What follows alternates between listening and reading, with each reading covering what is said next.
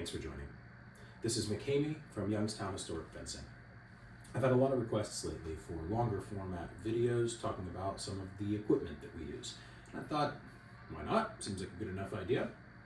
So normally I just do sparring footage. However, for today, let's go ahead and talk about some of the tools that we use.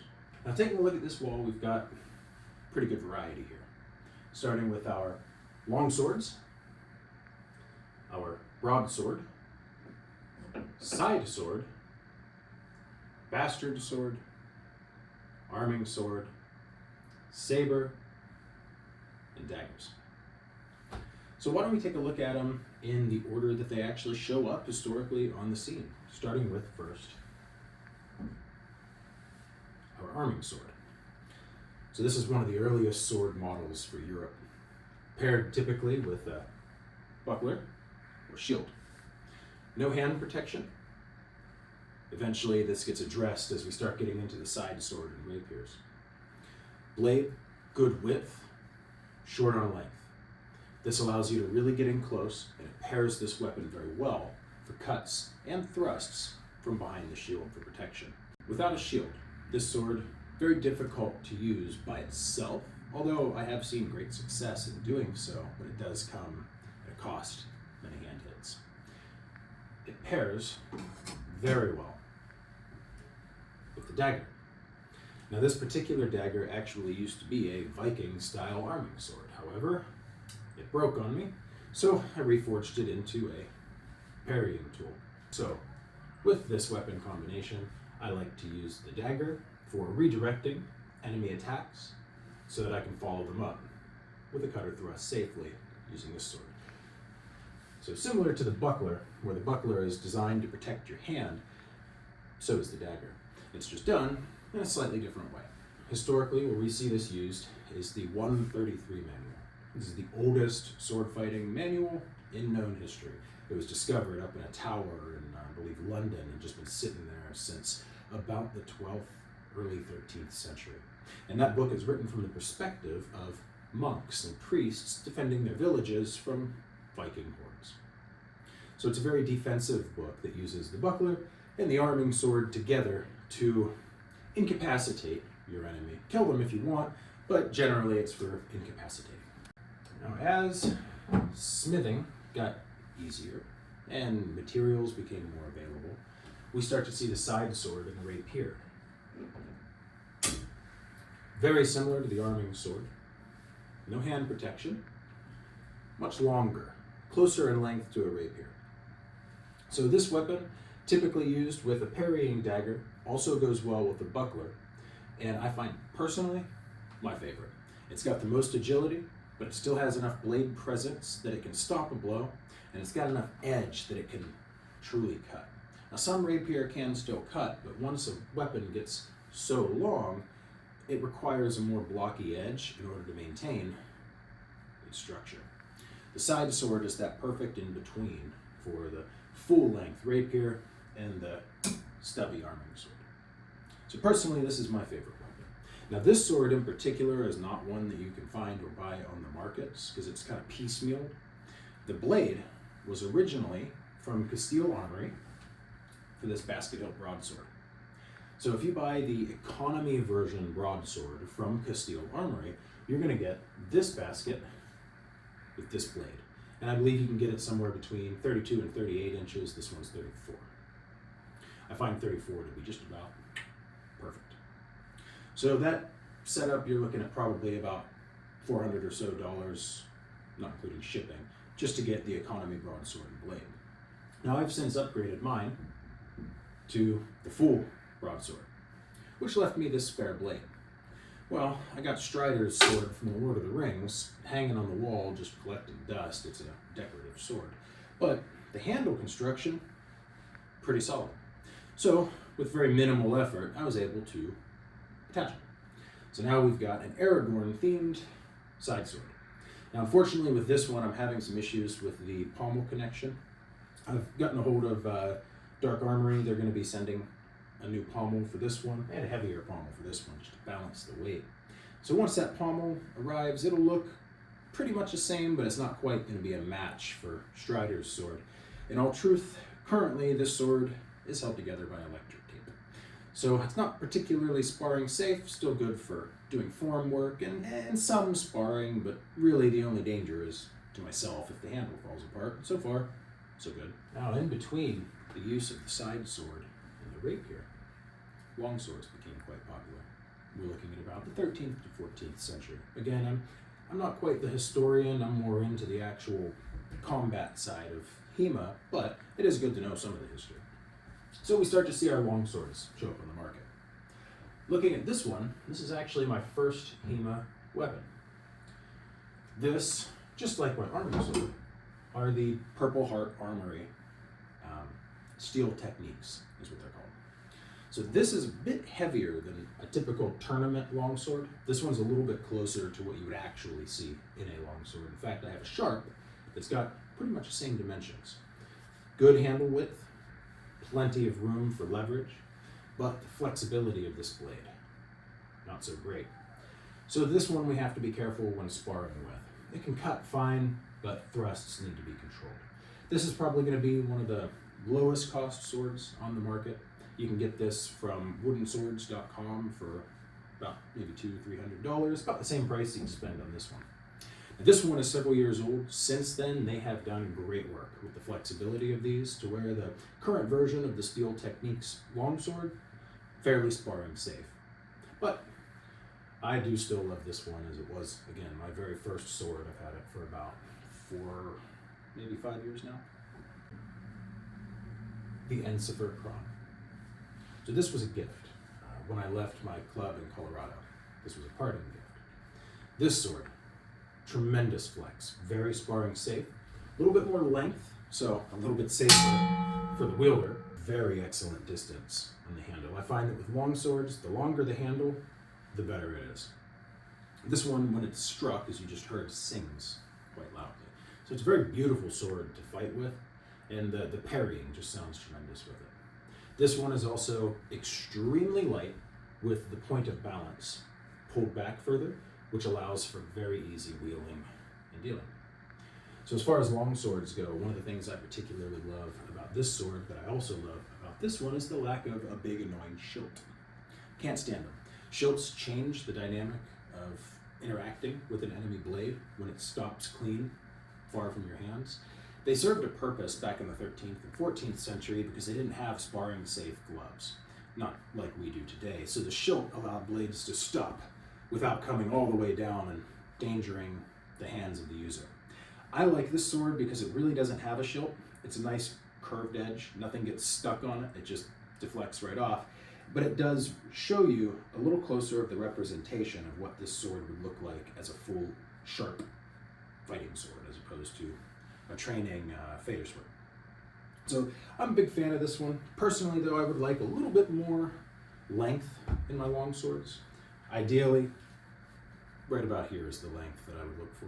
But even as a short guy, it's a tremendous sword, and I find this one works very well if you're studying Fiore de Libri. He does a lot of sword in one hand plays. Because of the point of balance and the shorter length, this sword lines up very well with the plays from Fiore's work. Fiore's book being The Flower of Battle. We've checked our arming sword, we've looked at our side sword, and we've looked at our long sword. But of course, there's always been the conversation, and every role-playing game nerd loves the bastard sword. What is the bastard sword? Really, I would define it as the in-between from the arming sword to the long sword. You take the long sword's blade, throw it on an arming sword handle, you have a bastard sword. So what officially makes it different? A little bit more blade presence, so you're going to see a longer, maybe more stout blade. But the real difference is in the handle. Whereas the arming sword stops at a single hand, the bastard sword, also known as the hand and a half, allows you to get that little bit of extra grip so that you now have the choice to use it as an arming sword or a two-handed long sword. This sword pairs extremely well with a shield, especially if you're in a longer fight, right? So an individual duel, not necessarily the sword I would go with. I would choose either the arming sword or the long sword. But if I'm on a battlefield, great utility. Start off with a shield, shield gets damaged, shield arm gets tired, it happens. Chuck the shield, Take it with both hands, and now you've got powerful cuts and thrusts as though you had a long sword without having to carry around the extra length. In truth, though, really the only difference that I've ever observed between a bastard sword, an arming sword, and a long sword is the handle. It's the same blade on all three weapons. The only difference is it's a little longer on the long sword. All right, so there's our bastard sword. Now this one is actually really a wall hanger that I ordered for like 60 bucks from India. Stainless steel, zero flexibility, enough that it's not going to break, but not so much that it's sparring safe. Now this one came, well, a lot uglier, but I've actually put in a lot of work with my grinder outside, taking some of the weight off. I've got it down to about 3 ounces now. If I can get it a little bit lighter than that, then I will use it for sparring. Not thrusting, but for cutting primarily. Beautiful sword though, for 60 bucks with a little bit of polishing, a little bit of rounding, some weight, some cleanup here. It's coming along fairly well. Still needs a bit more love though. The next sword in line is my favorite sword model, and that is the Basket Hilt broadsword. So this weapon, made famous by the Scottish Highlanders, we can see perfection when it comes to hand protection. A big upgrade from what you would see in a rapier, which is typically a cruciform crossguard with a couple of rings and maybe a knuckle guard, right? Good protection, not near as good as the broadsword. Now for this particular broadsword, I ordered it at 38 inches length. Generally, your broadswords are only going to be about that long. They're designed more for cutting. They're going to be a beefy blade, similar to this one, maybe even a little bigger, but they're going to be shorter because they are more aligned with a saber than they are with a rapier. However, at my club, I am the only guy with a broadsword, and I pretty much spend all of my time fighting against rapier. And the difference in length on a rapier compared to a normal broadsword like this 34-inch one, it's a challenge. You find that they poke you before you can even get within striking range, unless you do a very good job deflecting before you come in. Well, I got tired of having to fight uphill battles, so when I did order the upgraded blade for this Castile Economy basket, we went ahead and did it at 38 inches. So it's a few inches bigger than your normal broadsword, a few inches smaller than your typical rapier, which is going to be at about 40 inches. This one, excellence in the thrusting. It can thrust just as well as a rapier or a side sword. However, a nice meaty blade that makes chopping effortless. The weight for this sword is all back here in the basket. And this one, because of its length, is a little bit more forward heavy than I'd like. Once I get the replacement drum down here, it should pull some of that weight back. And for a chopping sword, you really do, you want the weight in the handle. It makes it easier for you to actually wheel and deal with it, right? If it's forward weighted, you have to fight the resistance of the weapon. So it's not meant for dexterity-based fighting, it would be strength-based. This one, though, dexterity-based weapon. This one's all about speed. Cuts are powered from the wrist instead of the hips. So in German fencing, we would use our hips. But in English saber, we would cut with the wrists. So when we're cutting with the wrists, we really want a weapon that's got the weight down here. And this one's pretty close. I find this to be exactly what I needed when dealing with rapier, but still has enough speed and agility to compete with more true to size broadswords. Now, this blade you're looking at about $400 for. So just the upgraded blade is going to cost you as much as you would spend on the handle and economy blade if you bought them together. I started with the economy, worked my way up to this, and then eventually I'll probably spend another $400 to get the upgraded basket. Once those two are married, I'll probably return this blade back to this basket, have two broadswords. But I'd say this one is the one that speaks to me the most. It's the one that I have the most success with. The balance and agility of this one is certainly preferred, but can't argue with the stopping power and reach that this one's got. So your broadswords, these became known as the claymore, the sword of Scotland. Now these are less prevalent compared to the longsword, which most people know as the claymore, but in truth they are both the claymore. This one's just harder to make, more expensive, so less soldiers had it. But it did become a staple for the great houses and clans of Scotland. Now, this would be more of a colonial time weapon, paired with a musket or a flintlock, and typically used with the targe, the Scottish round shield. Now that one's a little bit more Viking themed, a little bit bigger than a typical targe. It's actually custom made by my son's godfather, who did a great job, but it works very well. So the shield and the broadsword, an absolute icon of the Scottish Highlanders. When the clans were outlawed after the Battle of Culloden, many of the Highlanders were absorbed into the British military. From this absorption, the British military started to pick up on their fighting styles. Unfortunately, we don't have any written sources that I know of that teach us how to use a broadsword the way the Highlanders did, but we do have English sources from around the time that the Scots were absorbed into the British military that do teach us how they fight with the saber, the spadroon, and any other cutting and thrusting weapons. Of those, the broadsword was very prominent. I think that if we look at Charles Roworth, for instance, The Art of Defense on Foot, we get a very good representation of what broadsword fighting may have looked like. It's a fantastic book. I definitely recommend checking it out. As firearms take over, naval combat becomes bigger and more prevalent. Cavalry becomes more prevalent. We have our dueling saber. So this cavalry saber is designed in the styling of Alfred Hutton, who was famous for taking military combat and turning it into entertaining stage theater combat. And he was known for lightweight dueling sabers, which is what these are modeled after. So this one is actually the Cold Steel.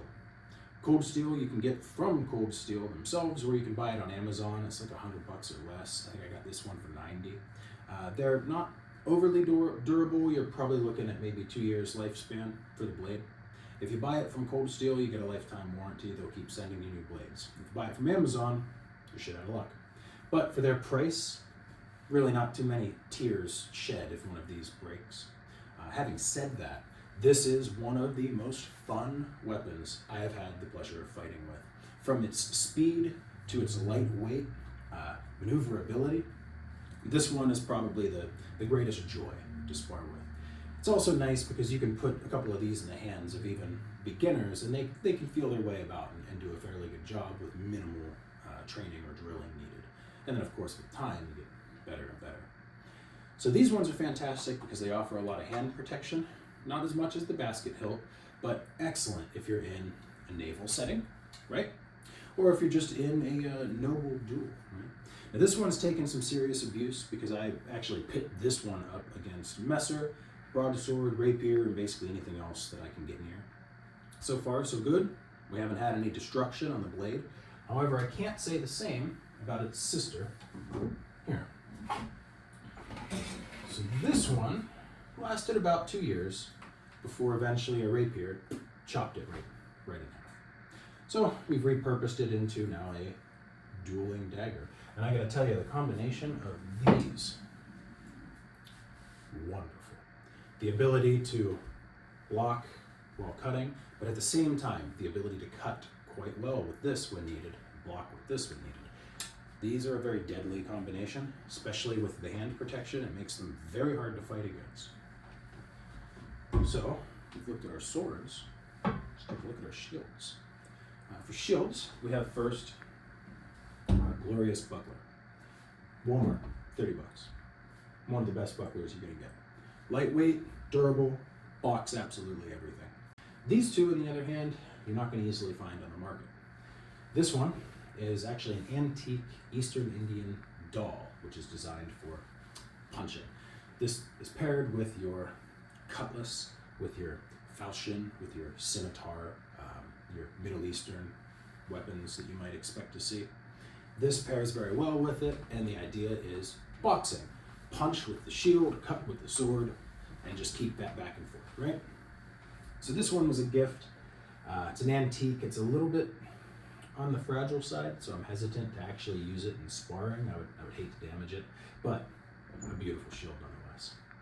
And then of course we've got our hybrid Viking round shield Scottish Charge.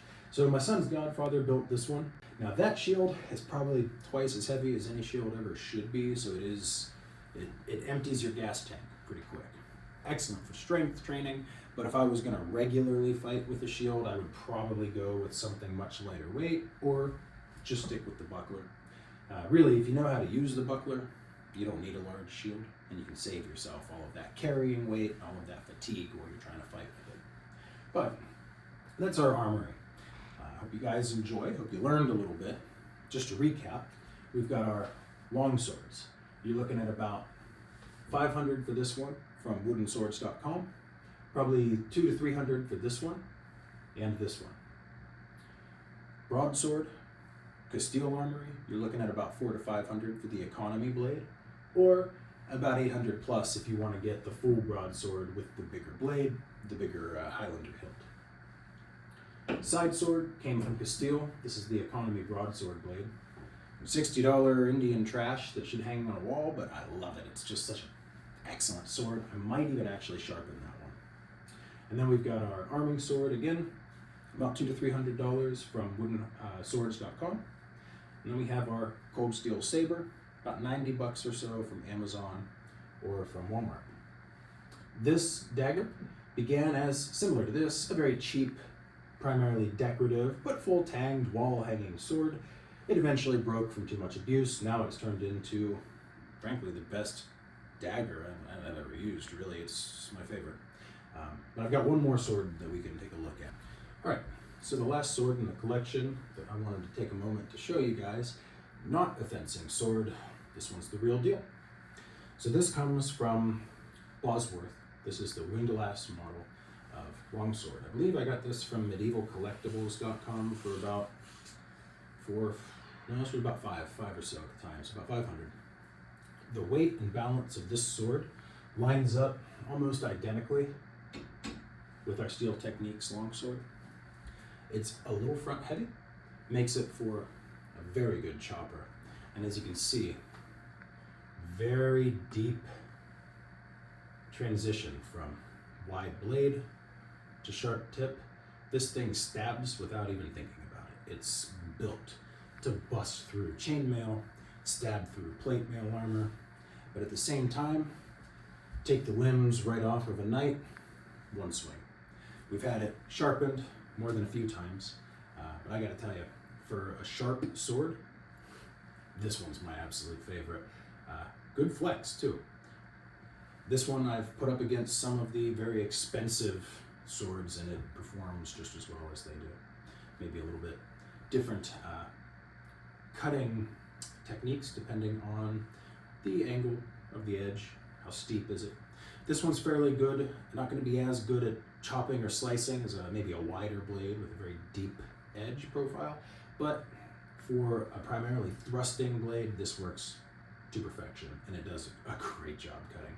I find this one blends very well with the Fiore de Libri work, but it's also still a good sword if you're training German, you're doing Meyer.